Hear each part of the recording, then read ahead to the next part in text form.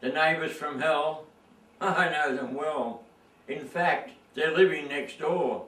They've been round the place invading our space for a couple of years or more. Their yard is a shambles, full of burrs and brambles, bottles and rusty old tin, and parked in their drive, more dead than alive, is a bus they used to live in. It's so full of rust that a decent wind gust would blow it apart, I'm sure. It's infested with rats, and they're so huge that our cats won't venture outside anymore.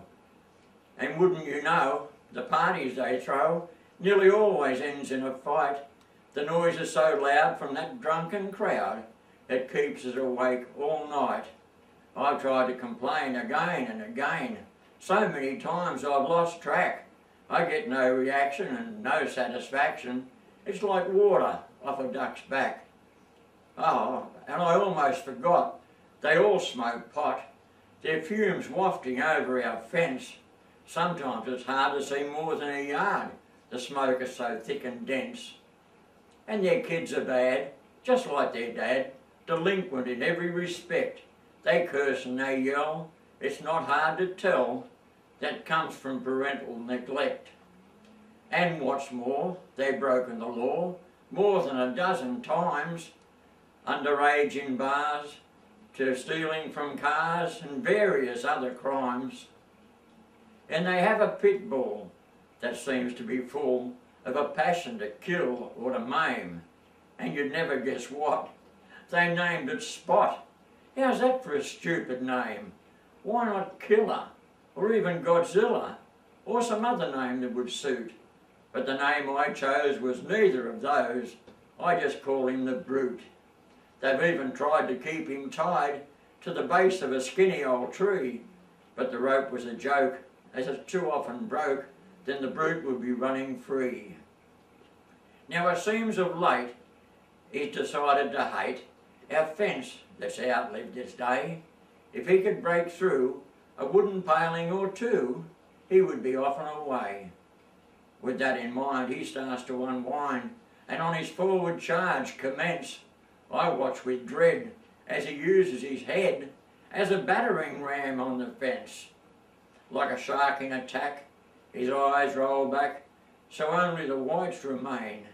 By insanity led, he just shakes his head and goes through the process again. So when I'm down our yard, I try really hard to move around slowly and quiet, because if he's aware that I'm out down there, he'll wish to add me to his diet.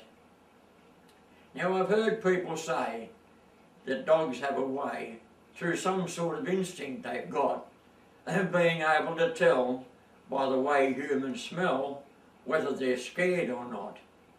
Now for most of you, that may be true, given that circumstance.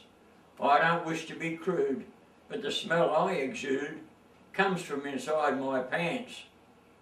Now I told my wife how I feared for my life, and that I was bloody annoyed.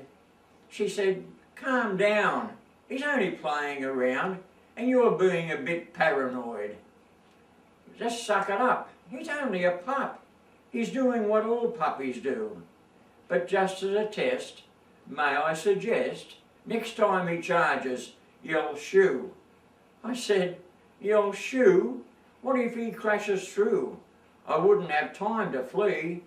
If that dog is able to chew the leg off a table, what would he do to me?" So after giving it thought, we decided we ought to see if our place would sell. Move somewhere and breathe fresh air, away from the neighbours from hell. So after searching around, we finally found an agent to handle the deal. But when he saw who was living next door, he was heard to mutter, "Get real." So it looks like we're stuck with next door's muck and their god-awful noise. We can only hope they get caught with their dope and they lock him away with his boys. Now at the end of the day, some people might say that I'm being judgmental. In all honesty, I have to agree. Yes, I do judge them to be mental.